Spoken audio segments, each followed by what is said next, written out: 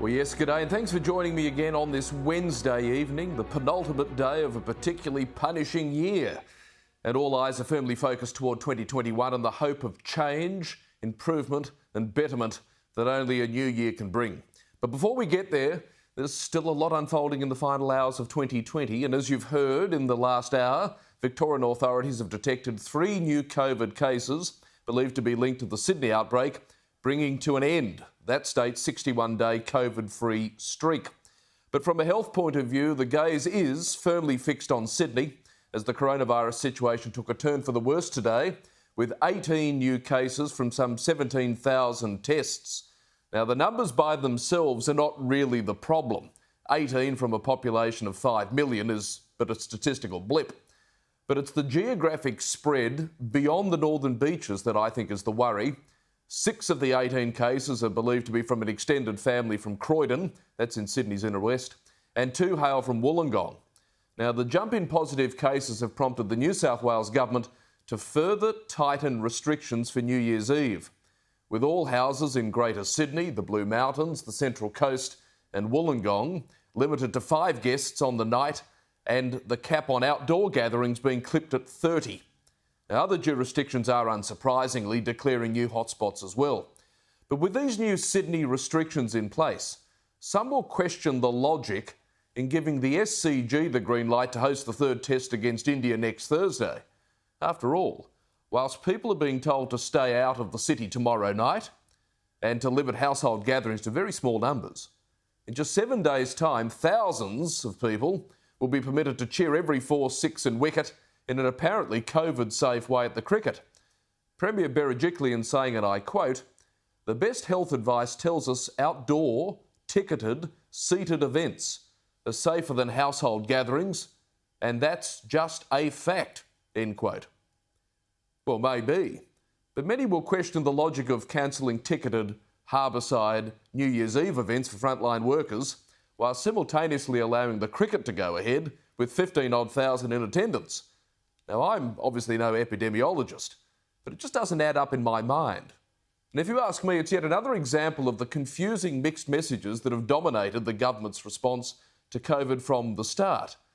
As former Prime Minister Tony Abbott wrote just the other day, quote, "When state governments get away with imposing tougher restrictions on churches than on brothels, and on religious services than on sporting events, and announcing new restrictions based on impossible to question expert advice that's invariably not released, public trust is unlikely to be sustained." With that said, whether or not we believe the logic of all that government tells us about COVID, at least we can be confident in the veracity of the official numbers they release. Compare that with China, where a new medical report suggests officials in Wuhan, of course the epicentre of COVID-19, significantly underreported the death toll from the virus by a factor of 10. Now, this correlates rather neatly with a recent release by CNN that suggests up to 500,000 residents in Wuhan may have been infected with coronavirus. Again, 10 times the official statistic. But none of this, I guess, should come as a great surprise to anyone. The Communist Party in China aren't really known for their ready embrace of the truth. Speaking of China, make no mistake, they will remain Australia's greatest challenge into the new year. In the past 24 hours, Chinese authorities have added Australian wheat to their hit list, slashing imports to a near-decade low. Thankfully, China accounts for only 10% of our wheat export market. But any reduction only amplifies the message of displeasure being sent from Beijing. Another chapter to follow barley and beef, timber, wine, seafood and coal. Put simply, when your largest trading partner becomes your main strategic threat, you know you're in strife.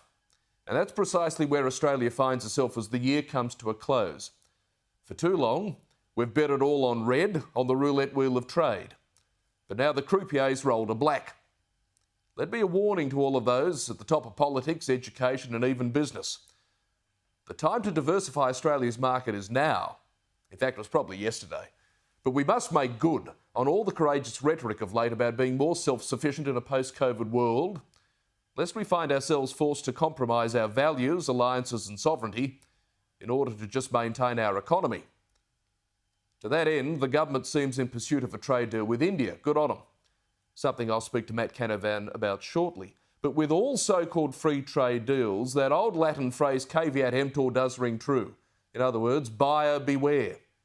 We've signed a stack of FTAs over the last 2 decades, and whilst they've opened up new opportunities for farmers and, yes, some universities, they've arguably been the final nail in the coffin for much of our manufacturing sector. And believe me, we'll need what's left of it if we're to stand on our own 2 feet in the turbulent world that lies ahead.